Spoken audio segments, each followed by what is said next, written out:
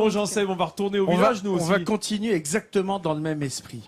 Dans la ruralité, il se passe quelque chose en France que vous ne savez peut-être pas, c'est qu'un village sur deux, aujourd'hui, n'a plus de commerce, n'a plus de service. Et on va aller à Chandieu. À Chandieu, en 2015, il y avait une urgence. La poste allait fermer. Alors, il y a un projet qui est né, celui d'une conciergerie de village. Qu'est-ce que c'est une conciergerie de village? C'est juste une idée géniale. 8h30 du matin, Pauline va faire son marché. Pas de rayon ni de chariot pour la jeune fille. C'est Julien, le maraîcher bio, qui va la servir en direct du champ. Il m'en faudrait 4-5 kilos si tu peux des carottes. 4-5 kilos. 5 kilos de carottes, autant de poireaux, mais aussi du céleri. La jeune fille fait le plein. Mais tous ces produits ne vont pas finir dans son assiette, mais dans une boutique un peu particulière du village de Chandieu.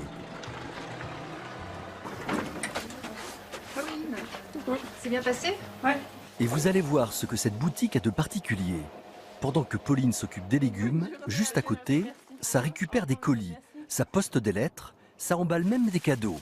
Bienvenue dans la conciergerie de campagne multiservice. Bonjour, merci. Donc on fait à la fois les services de la poste, une épicerie de produits locaux essentiellement et un petit espace snacking, petite restauration.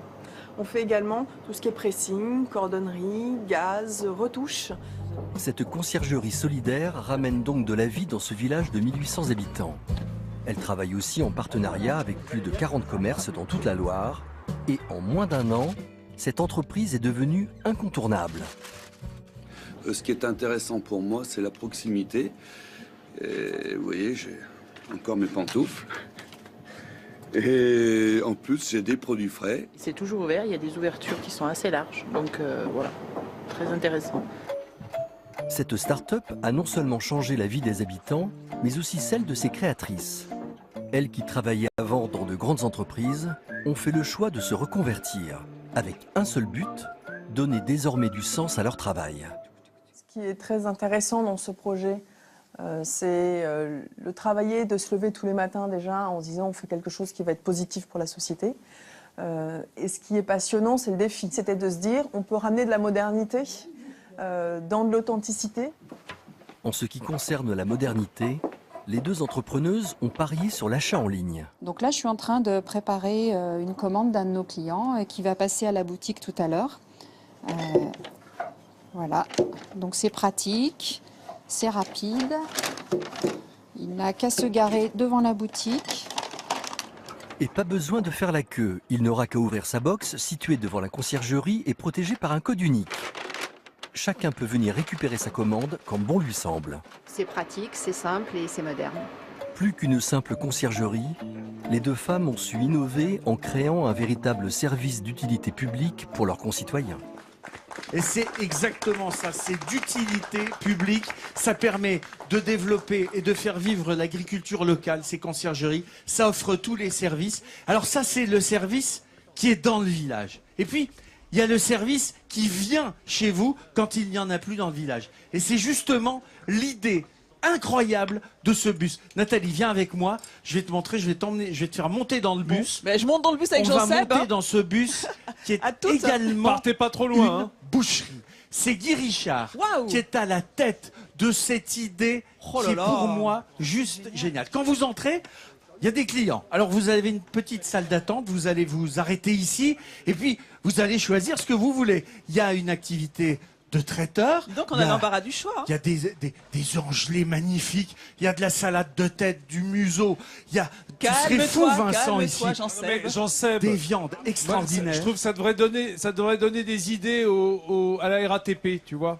Parce que moi, je voyagerais dans le bus si je trouvais ma bouche. Ah bah ça c'est clair, moi aussi je voyage en bus. Et puis, il y a l'homme qui est à la tête de tout ça, et cet homme c'est Guy Richard. Guy, il est en train de te préparer un quasi de veau, Vincent. Oh là là que je vais là là, te- mon que je vais morceau te ramener. préféré Bonjour dans un Guy. bobo. Bonjour. C'est fabuleux l'idée que vous avez, parce que non seulement vous avez le bus, mais surtout, vous avez une manière de travailler qui est bien particulière. Ma manière, en fait, c'est que je travaille en direct avec les éleveurs et j'essaye de leur demander de sortir du standard de ce qu'on demande habituellement. C'est-à-dire du gras, de la maturité pour ma part et surtout pour amener du goût, de la profondeur. Chose qu'il y a beaucoup, il y a longtemps qu'on a abandonné tout ça. Vous choisissez vos bêtes sur pied, vous les faites élever pour vous et vous les achetez entières. Entière. Et je fais maturer entière. Ça, c'est très important. On voit, la plupart, on voit des carrés de côte de bœuf. Moi, c'est la bête entière. Oh là là, C'est-à-dire carcasse qu'on peut cuisiner entière, du tête à la incroyable. queue, et ça a du goût, ça a de la saveur, ça a de la profondeur. Ça, c'est très important. On a l'assurance d'avoir des produits de qualité. De avec qualité. Et je suis en direct avec les éleveurs. Et ils me suivent depuis 10 ans. Et je leur demande de tels produits. C'est pas évident parce qu'ils sont dans un standard. Et de les faire sortir de là, c'est pas évident. Alors, Il faut être bien organisé. Hein. on est sur du produit hyper qualitatif, Guy. Mais Guy, il a un problème. Parce qu'il n'y a pas, en gros, il n'y a pas assez de clients. Vous êtes, il faut qu'il y en ait plus. Alors, Vincent, Oui. on va faire un appel au grand chef. Il y a Oui. Régis Marcon qui vient cette semaine. Oui. Jean-François Piage, il est complètement dans votre domaine. Alors, moi, je vais m'engager à un truc, c'est que je vais mettre tous nos réseaux sociaux, avec Nathalie, avec moi. On va vous aider, Guy, et on va vous faire rencontrer un ou deux ou trois très grands chefs, Ah oui. 3 macarons, et on va faire en sorte que cette idée géniale fonctionne, Jean-Seb. parce qu'il faut absolument et sauver la boucherie et sauver l'agriculture française. Et on le relaye sur notre Facebook, bien Exactement. entendu, mon Jean-Seb. Et bravo à Guy, hein, qui est un magnifique boucher et magnifique travail. Vive les magnifique Allez, artisan. itinérante, venez, on va hein. voir Vincent. Emmenez-lui le quasi de veau. Ouais, Oh parce oui, qu'il ça veut c'est un ça, beau cadeau. Vincent. Aime ça. D'ailleurs, les amis, je suis à côté d'Hervé Revelli, légende des Verts, légende du football français, qui est végétarien. C'est normal pour un Vert, hein, d'être végétarien. Mais il disait en voyant ça, de la viande comme ça, c'est vrai que ça me ferait peut-être revenir à la viande. Mais bon, doucement quand même. Ouais, on y va doucement parce que c'est vrai qu'on a.